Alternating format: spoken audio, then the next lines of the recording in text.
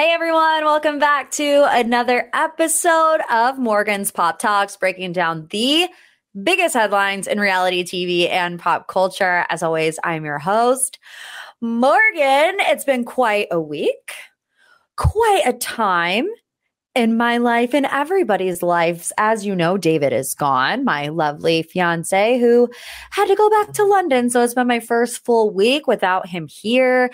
And I'm sad. I'm bored.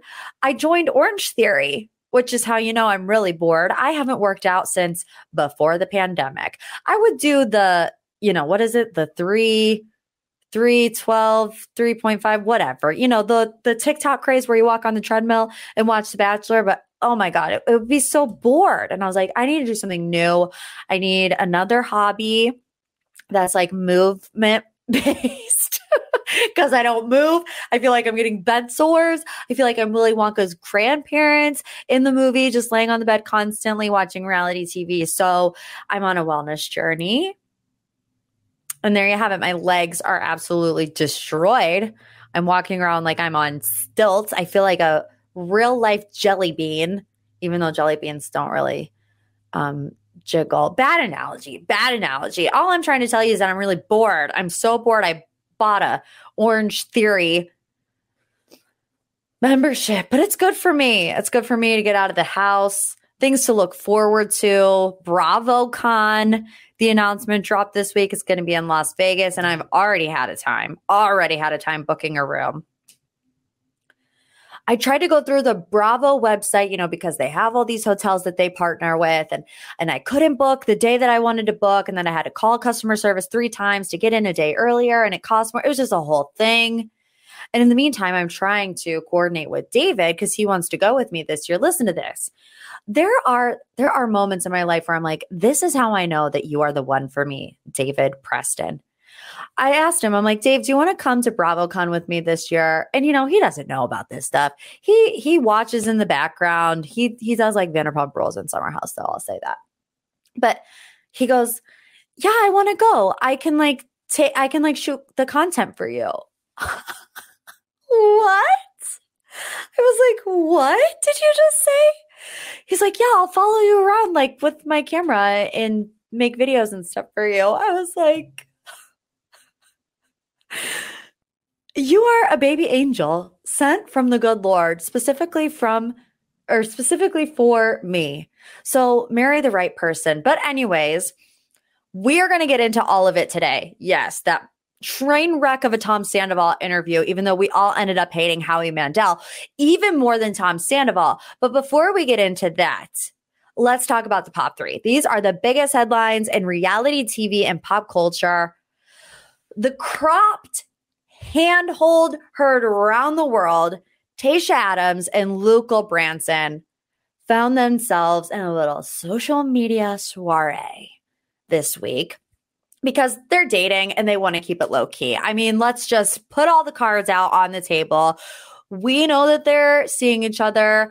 We know that they've been seeing each other, which is why I really didn't understand this whole debacle, but let's get into it. In case you are new here, Tayshia, formerly The Bachelorette, a Bachelor Nation member, has been hanging out with Summer House star, Winter House star, Luke Branson. So it's a nice little Bachelor Bravo crossover that everybody is loving. It's been posted on Dumois. There's been tags and Instagram stories, and they spent the day together on Easter with Carl and Lindsay, Andrea and Lexi, a few others. There was a really big Easter gathering at Carl and Lindsay's apartment, and Tayshia and Luke went together. But it was when Lindsay Hubbard posted a group photo of Tayshia and Luke holding hands that everything kind of flipped on its head. It was quickly deleted and then reposted with Tayshia and Luke cropped out of the photo. It could not have been more glaringly obvious that these two did not want to be in the picture, or they just at least didn't want it out on social media. So here's what I will say. Hypothetically, wink, wink. You can see if you're watching on YouTube, but if you're listening, I'm winking hypothetically. To me, one member of that maybe unofficial relationship asked for the picture to be taken down and then reposted with them cropped out of it. What I do understand, because it's been a spectacle and maybe this person wasn't entirely ready to go public with their relationship yet, but also like maybe don't get in the group picture that, you know, they had to take on a self timer because everybody that was at the apartment was in that picture. Like, what do you think that they're going to do with the picture? Print it out at CVS and make a scrapbook of Easter 2023? No, they're going to put it on social media. And then even if you do get in the group picture, like maybe don't hold hands. I don't know. I think it's kind of silly. I think the whole thing was kind of silly because we already knew that they were seeing each other. It's been all over Dumois, you know, but as Hub said in the comment section of that picture, well, this is awkward. And it was very awkward. I don't know why Tayshia would care that much. Maybe she's just trying to be more reserved. We'll put it that way. Okay. Headline number 2, we have Love is Blind news. Jackeline has emerged as the new villain, not only because of what we've seen on the show, but because of some leaked texts about Marshall. So let's just recap what happened on last week's episode drop, because fans already weren't happy with Jackeline because she didn't go to her dress fitting. She met up with Josh, agreed to get into a relationship before ending the one with Marshall. At least that's what was presented to the audience. And Jackie saying, well, no, that's not true. It was aired out of order. I had actually talked to Marshall and broke up with him before I saw Josh at the coffee shop date. There are some people saying that that is her trying to save face because it doesn't add up, because she says in the conversation that she's seen Josh. I don't know. I think it definitely will be addressed at the live reunion. I am very excited to see this live because, you know, if it wasn't live and it was disparaging maybe to Netflix and the production company by airing it out of order and like presenting this narrative that Jackie's a cheater and she's really not, they can't edit that out if Jackie pulls out receipts because it's going to be live like they maybe would have been able to do in the past. But also, you know, you guys, if you've listened to any one of my podcasts, you know that I've slowly been on this journey with Jackie where, you know, at the beginning, I gave her the benefit of the doubt, even though I was seeing some red flags in behavior, just about the way that she was talking about the other women at first.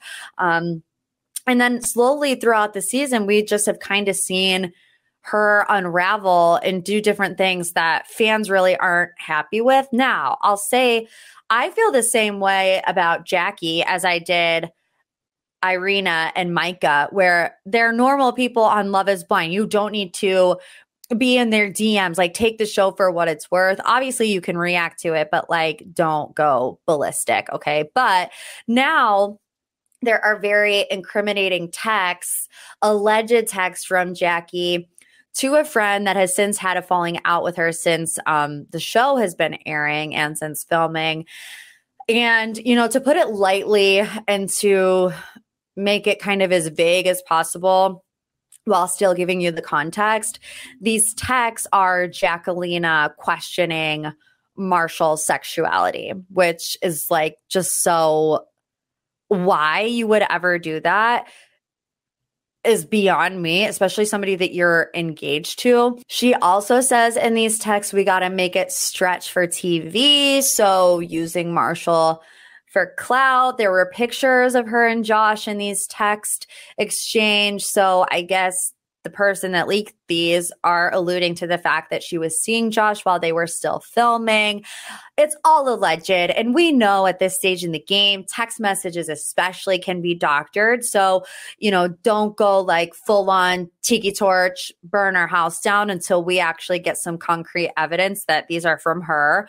But she's going to have a lot to answer for at the reunion. If Nick and Vanessa stop touching each other long enough to ask somebody a good question. That's one thing I'm worried about the live reunion is that the Lachey's are going to butcher it because they kind of butchered the ones that aren't live. So let's see. I'm once again going to give her the benefit of the doubt and say that this will be explained.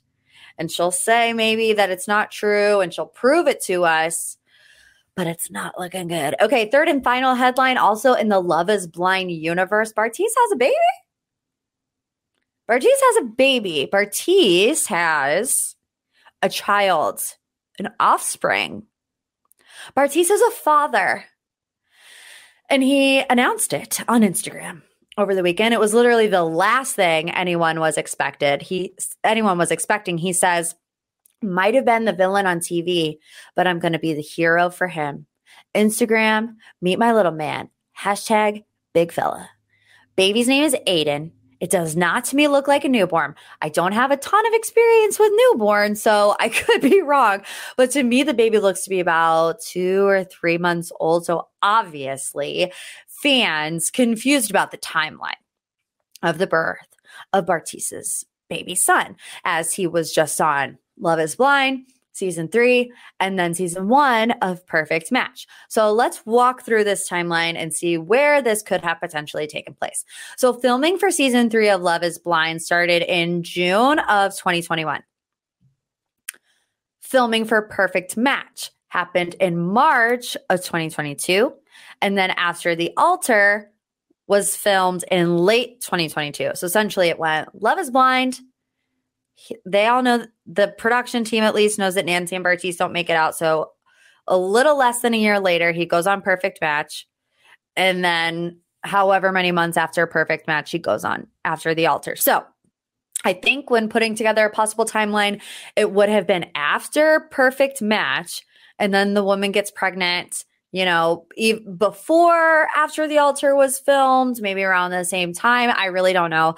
The mom has been revealed on page 6. Her name is Olivia. She did make all of her social medias private, so she might not want the attention. So I'm just going to leave it there. The extent of their relationship is unknown, but wow, what a curveball. Speaking of curveballs, it's time for the deep dive. Every single week on my Instagram at Morgan P Talks, I ask you guys, what is it that you want to know more about? No surprise here what the deep dive is going to be about, but it comes to us from Kenzie. Hey Morgan, it's Kenzie here from Cairo, Egypt. We need a deep dive on this scandal of an interview with Howie Mandel. Do we believe anything that he said? His PR team needs a PR team. And Howie Mandel, oh my goodness. He said, I don't get why this is such a big deal. Morgan, please take the wheel on this one. I just also want to say Morgan Pop Talks is my obsession. I love it so much. Thank you for making a podcast. Thank you for your page. It's my favorite place to go. And Morgan, you have the floor.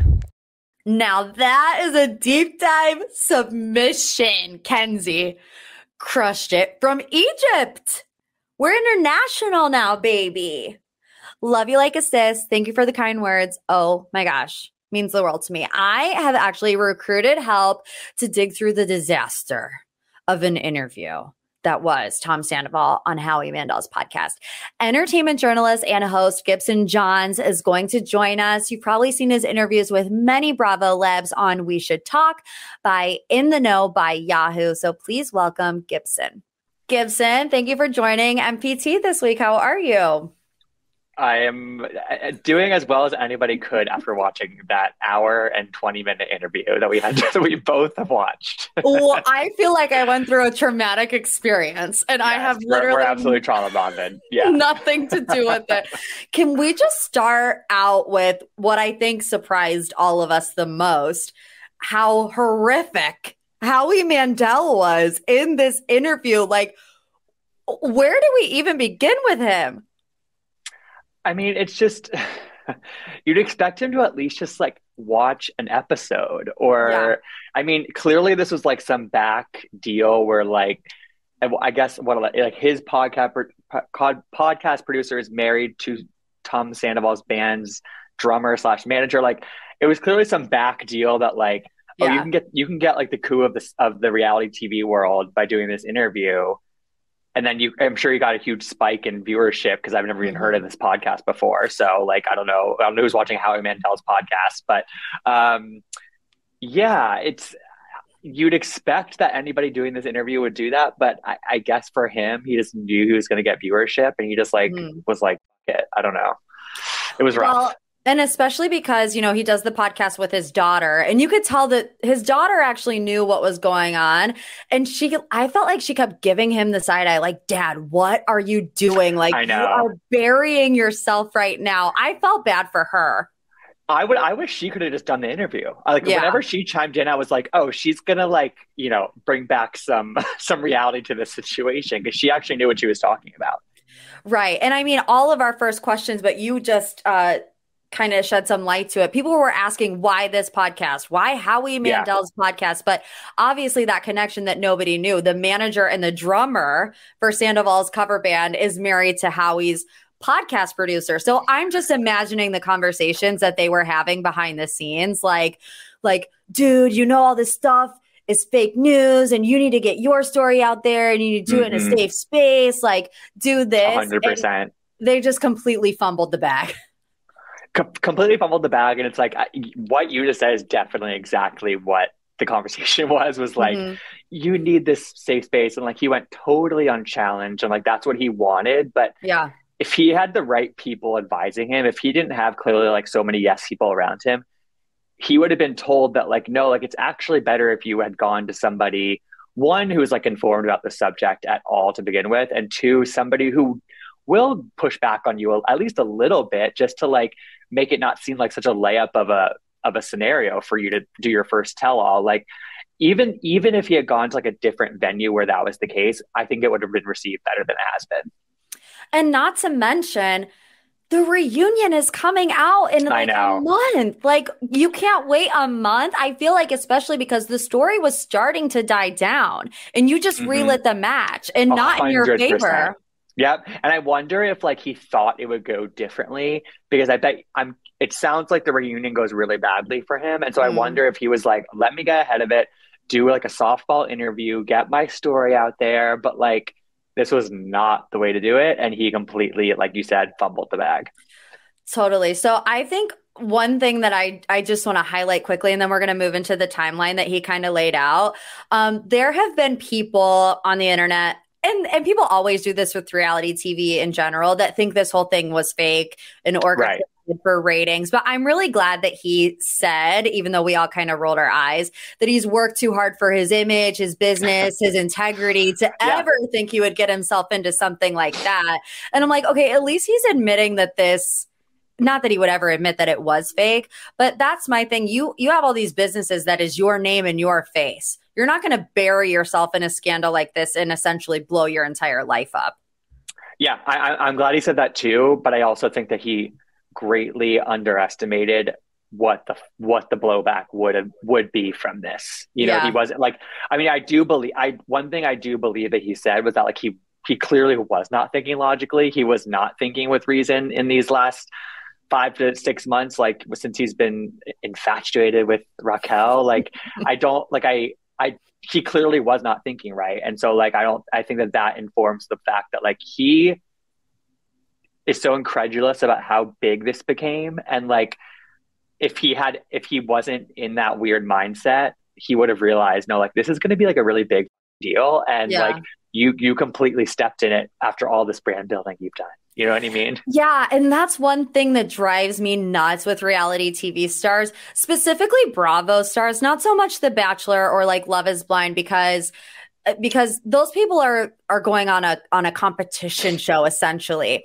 But if you're a Bravo celebrity, you know that your job is to get people invested in you, your life, your business. So they always want us to be invested when things are going well, but you can't ask the audience to immediately turn it off when things go south and now we're too invested and there's too much coverage. And can you guys just shut up? Like, no, you can't have your cake and eat it too. No, 100%. And I think that's so interesting because in the interview, he claims that Ariana like threatened to pull out of the show if they were to break up and have that be on the show and kind of do that publicly. And he said that like that was not something that she was comfortable doing, and that he was criticizing her for that. Meanwhile, at the end of the interview, he's literally like, well, I don't owe anybody anything about like, you know, filling in the blanks and sharing the details. Yeah, you do. It's like, yeah, you do, buddy. Yeah. Like you literally owe us all of that because we're so invested and we have helped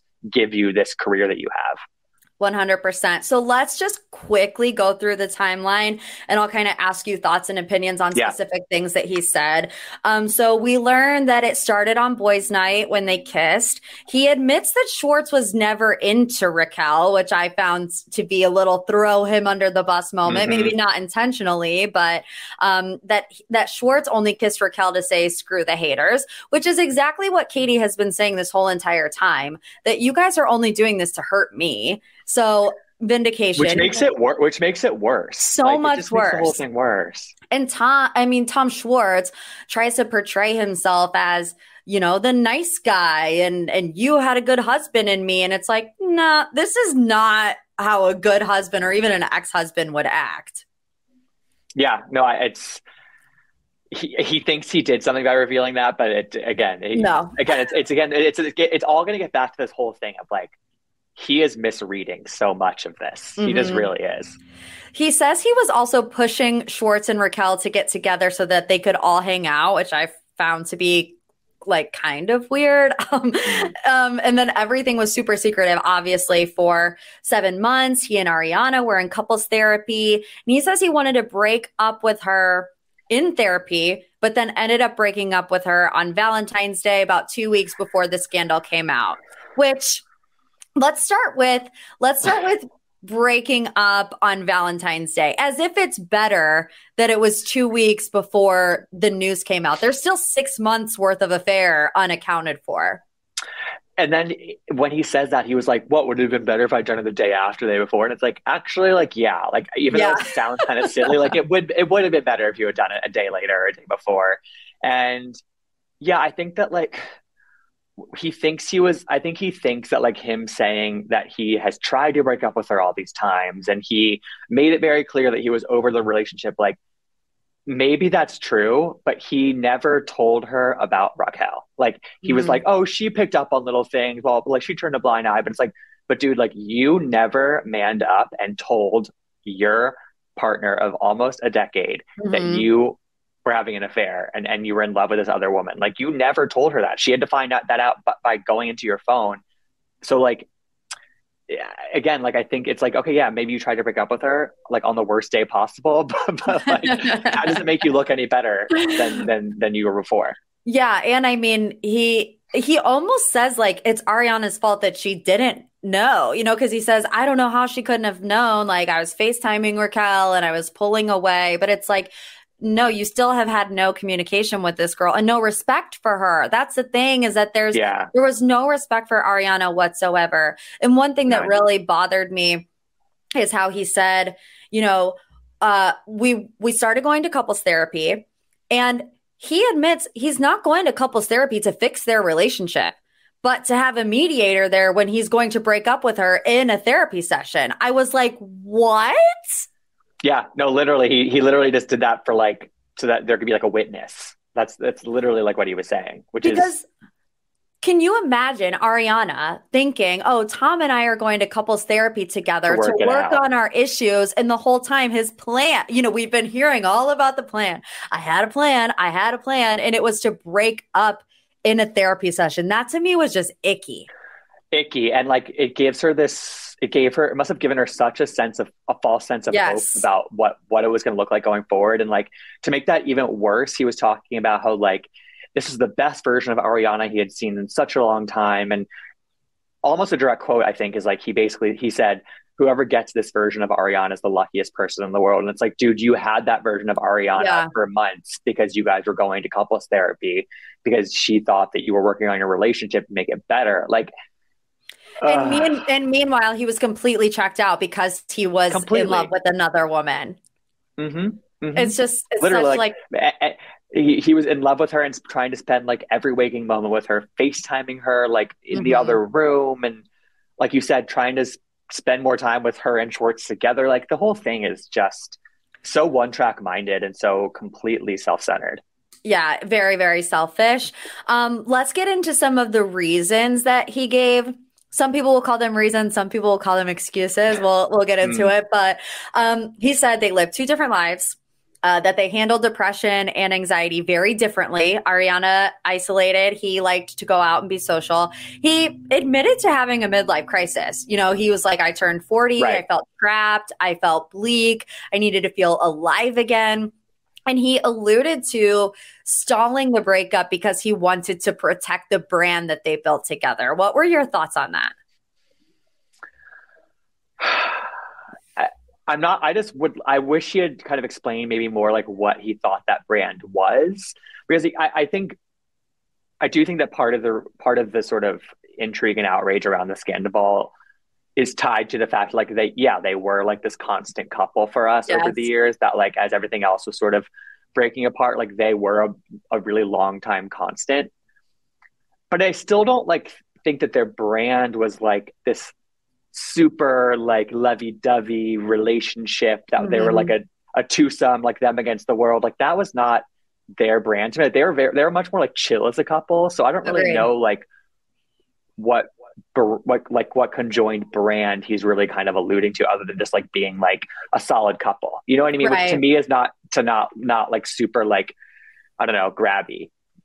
Yeah. And I think the interesting part about it is that Tom Sandoval, I think, I don't want to say that Ariana doesn't have an individual brand, because she definitely does, but that's not thanks to Tom Sandoval, because he's always trying to insert himself in her stuff. You know what I mean? Like, so if there's anybody to blame for maybe the two of them always being joined together, I think it's Tom. And it's really not, it's not a Tom bashing situation. I don't want to come across as that, but think about it. He's got his restaurants.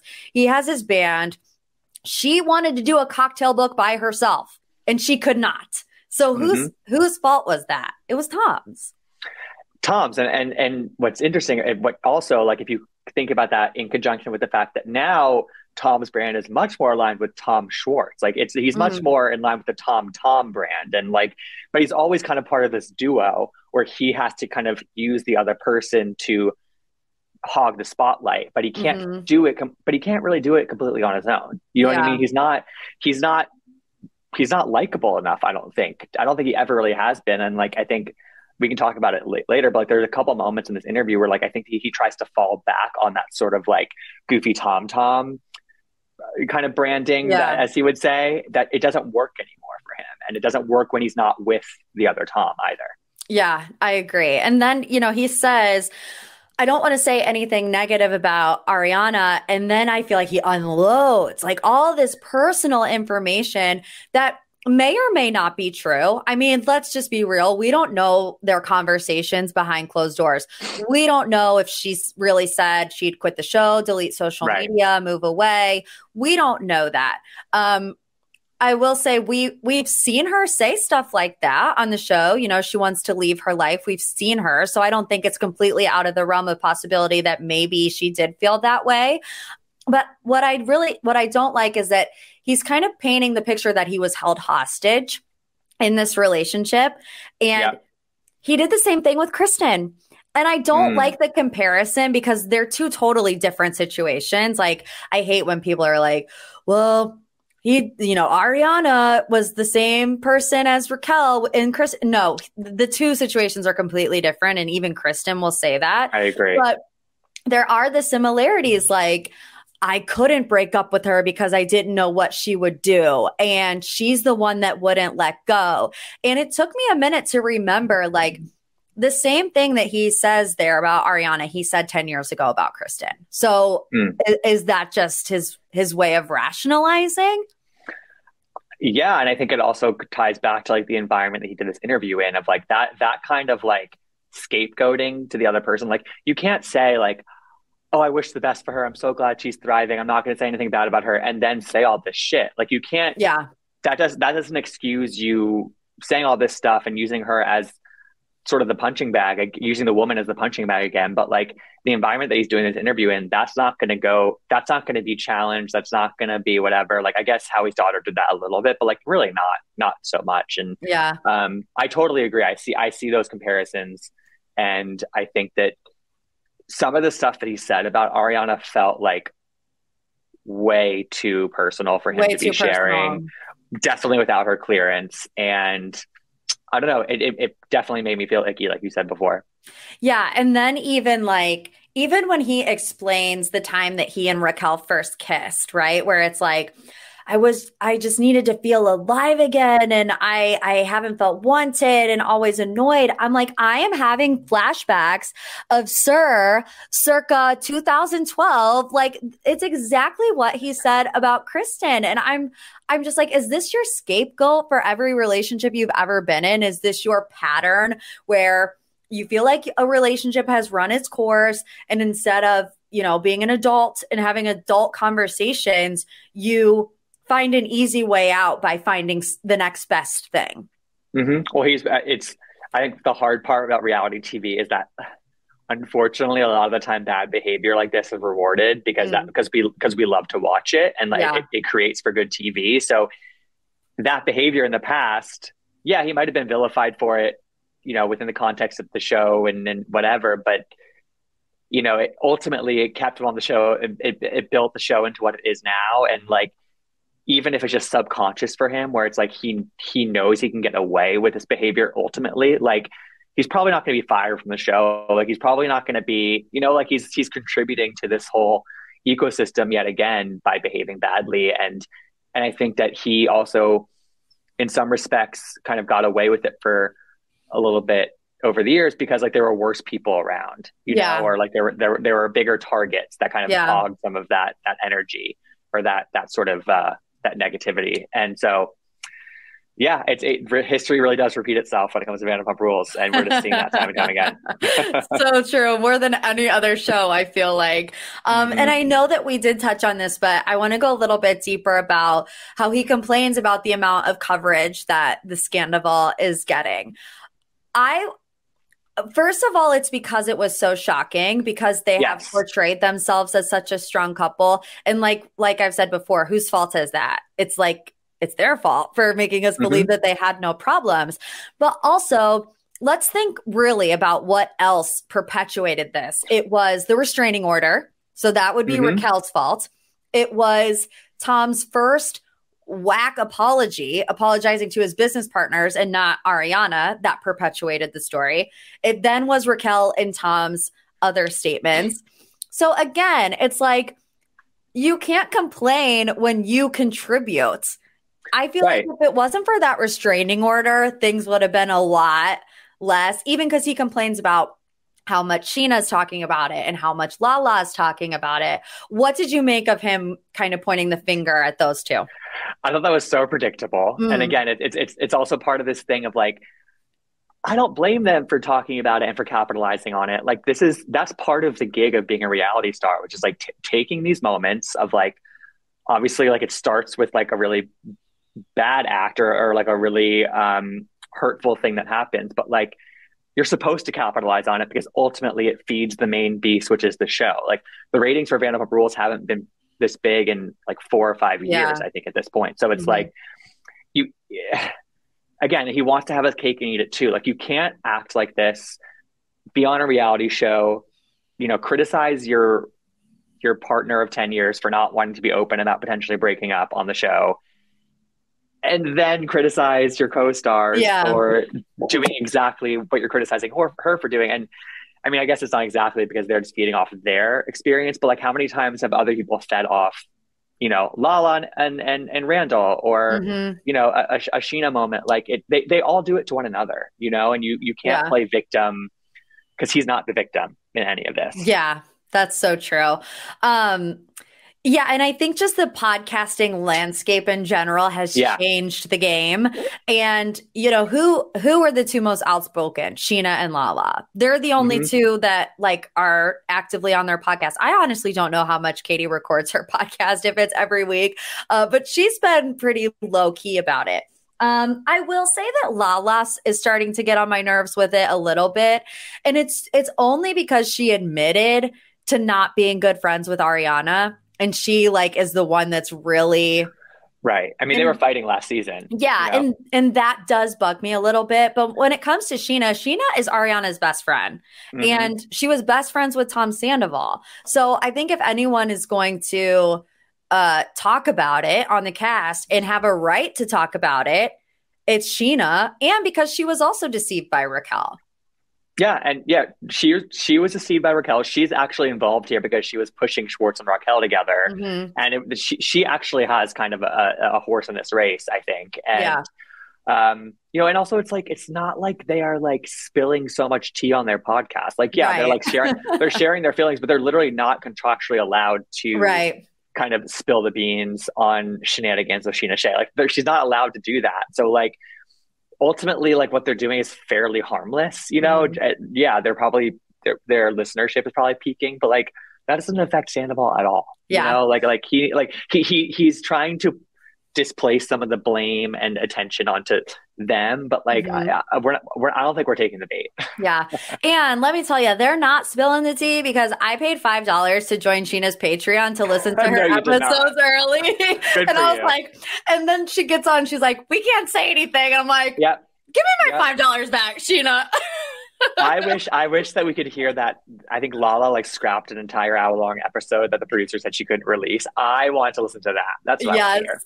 Okay, so that perfectly leads us into the next point, that everything we've seen today is that Bravo is so not happy with Tom Sandoval for doing this interview. There are rumors that he might be fired over it. I know, and I only have limited experience with this, but anytime that I'm interviewing a Bravo celebrity, and I know you have much better experience, so I'm hoping you can answer the question. But anytime that I want to have a Bravo Leb on the podcast and their show is currently airing, they have to get approval from Bravo or they can't come on the show. Is that how it works for you too? Yeah. And most of the time when I interview somebody whose show is on, there's a Bravo person on the line as well. Listening in case they say something they shouldn't say. So that's how it works. And there's no way that Bravo approved this interview, no, or that there was somebody there. Definitely not. It was definitely a curveball for them. Again, especially considering, as we talked about, the reunion has not aired, and I'm sure a lot of this is covered. Andy is clearly really annoyed about it, because I think I'm sure it's repetitive for especially probably what was in his one-on-one sit down with Sandoval at the reunion. So it's definitely. It definitely caught them by surprise, and I'm sure they're not happy with it. And I think that I don't think he'll be fired for it, though, because I think it's not that different from. I mean, it's a different situation, but like ultimately, I think it's kind of in the same realm as like what Robin did for On Potomac, which is like she kind of went off. She kind of went off and did her kind of in her own space, like revealed something, and it was on her own terms without clearance, and like. She's filming the next season of Potomac, so I don't think that it's going to impact his future on the show, but it could impact. I don't know. Contracts. I'm sure they have got to put a clause in about podcasts because the problem. I think they're definitely It's that you're right. It's a new era where they have to really think deeply about like what their talent is allowed to do, and like obviously it complicates it even more when they have their own podcast, because then they have if Sandoval had his own podcast, like he could have done that interview with Howie like just on his own. Like he could have done like a monologue about it for an hour, So I don't know. They're definitely not happy. No, and they shouldn't be. No. One more thing I want to talk about with him, and then I want to ask you about one rumor, and then we'll wrap up. But he did say that he and Raquel were not currently together in a romantic manner. Do you believe him? I mean, maybe not right this second. Do I think that like last week they might have slept together? Absolutely. I mean, he drove her to the airport like 6 days ago. You know what I mean? Like, okay, like and she slept over at his house when Ariana was out of town with her luggage. So like, what do we think they're doing? Just like cuddling up, like not touching, like while they watch TV, like on the opposite side of the couch. Like, no, come on, be real. Like maybe they haven't. Maybe it's been like a week, like, and like, listen, the one thing I will say, like, I think that one thing that I think that was, I don't want to give him too much credit about saying it's commendable, but like him taking a look at like his relationship with alcohol and drinking, like that is something that probably does deserve genuine attention for him. He said he's been sober for 4 days, which is, I'm not going to passing judgment about how long somebody's been sober for or how long he's going to go for, but like, I think that's one element of this where I'm like, okay, you know what? Like, good for him for actually addressing that. But like, I think that as he said several times in this interview, honestly, like the self-reflection has really just begun. Like he didn't, in those early days of Scandoval, he was not reflecting on himself at all, regardless of what his statements to the public were saying. So, maybe he's also 4 days sober from Raquel. Like who knows? Yeah. Like I don't. It's heroin. He's not drinking. He's not doing drugs. You said it. Yeah. Okay, one last thing, and I really have not addressed this on my page or on the podcast because I've seen no truth to it, but I'm getting a million questions about it. There's like a new rumor emerging about Brock. Did you see this? Right. I've seen this floating around, but I don't really know. Like what the details are. So the rumor is, and I don't know specifically, but it's something along the lines of that Brock also hooked up with Raquel while he was with Scheana after a drunken night out. And he allegedly spilled these details to his friends and that it was going to come out eventually. You have to take these kinds of things with a grain of salt, and I'm not going to believe it until we see like some more concrete evidence. So me neither. I kind of just wanted to put that out there that you can't believe every blind item you see on the internet. Mm-hmm. No, I'm with you on that. Like in the early days of Dumois, I paid a lot of attention to it. But I've stopped paying a lot of attention to it because just anybody could be submitting something like that to I mean, I don't know exactly how this got out there or where this started. I doubt that is true. I don't know anything about it. But again, like unless like Scheana releases an episode on her podcast at the end of this week where it's like, because now I know the release schedules. She releases on Fridays. Did not know that before. Unless I'm sure she's aware of this rumor. So she could easily address it like with one sentence at the beginning of her podcast. Like who knows? But I think she would be smart to address it because like it's going to help. It would help her listenership again. But Kyle and Amanda are really good at addressing stuff like this. Like they'll just like go and watch What Happens Live and like laugh it off and move on. So I think that she'd be wise to nip this in the bud, assuming it's not true, and just be like, nope, that's not true. Like we laughed about it. We saw that. Yeah. That to me is like the best way to approach these things because you give it such little air, but you also just like dispel it really quickly before it starts to gain steam. Right. I don't know. So I tend not to believe that. Yeah, I don't either. But like, if it was true, Scheana would tell us it wasn't anyways. Like it would be a Rob Valletta 2.0. Like, no, he did not kiss the hostess at Toca Madera. Like it would be 100% denial. But I can't blame Scheana. Those are the days. No, and maybe she's saving it. Honestly, maybe she's saving it for next season. Like honestly, like they need to draw this up. The one thing is like I really hope that they pull like what they did last time with Beverly Hills, just like pick up the cameras really quickly. Mm-hmm. I hope that they do that because there's definitely like such prime content being missed right now, like between the cameras going down and the final episodes airing and the reunion airing. Like we need to get sort of the tail end of this, I think. Yes. And that's honestly a great storyline for her. I think that like a lot of I listened to a lot of different things, and some people think that one of the reasons why she was pushing Schwartz and Raquel together so intensely was to give herself like something substantial to do in the early parts of this season, like before her wedding. And like I don't know, I see that. I don't really know if I like think here or there about that, but like Scheana is a savvy woman, and she wants to maintain her place on this show. And I think that like maybe using that little kernel of a rumor. And we've seen it play out on millions of Housewives shows time and time again, where it's like, even if it's an unsubstantiated claim, like you can make that your storyline for 15 episodes. Yeah. So I wouldn't be surprised if she holds on to that or if she just like makes a whole podcast episode about it. I don't know. Time will tell. Well, Gibson, thank you so much for joining. I had such a good time. Please tell everyone where they can find your content, where they can follow you on social media.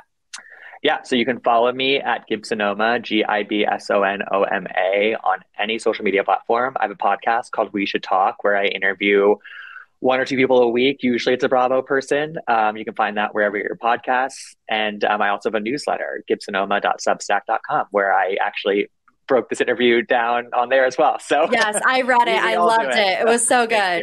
Thank you so much. Yeah. Thank you so much for having me. This is really, really fun. Thank you. Take a break from Scandoval and we'll be back at it, I'm sure, again next week. I'll be back whenever you need me.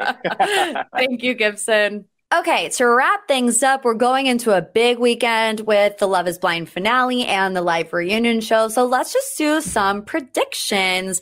We're going to get the final episode of season 4 on Friday and then the live reunion on Sunday. So here are my predictions. And then next week we will check back to see how many I got correct.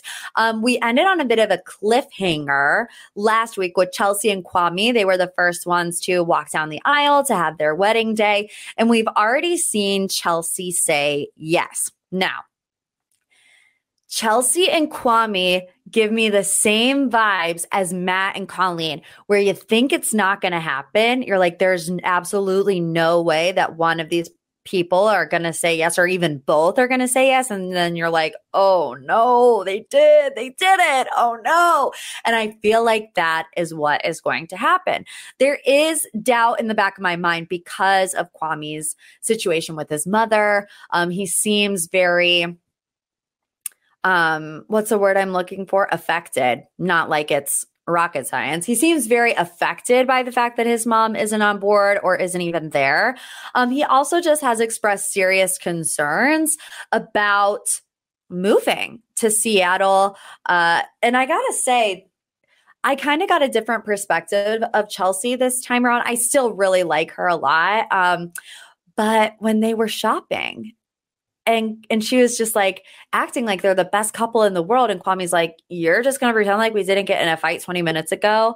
And she's like, you're really going to throw me under the bus. So that is just a little bit of a red flag to me, obviously, that they're putting on for the cameras. Actually, something that Gibson tweeted last week was that they should do it summer house style and have, the hidden cameras. Or like real world style. I don't know if that's how they shoot real world. Honestly, I haven't watched it in decades, but so you like can't escape, like the 7th layer of hell. Okay, let's move on to Micah and Paul. We've all seen the little teaser that Micah makes Paul goes first. And I think he's going to say no. And I think she's going to be happy that he says no. Because I just don't see any chemistry with them, like point blank period. And, Paul, very analytical. He's like, my hypothesis is that we would be divorced in 6 months. Not like that. I shouldn't be so mean, but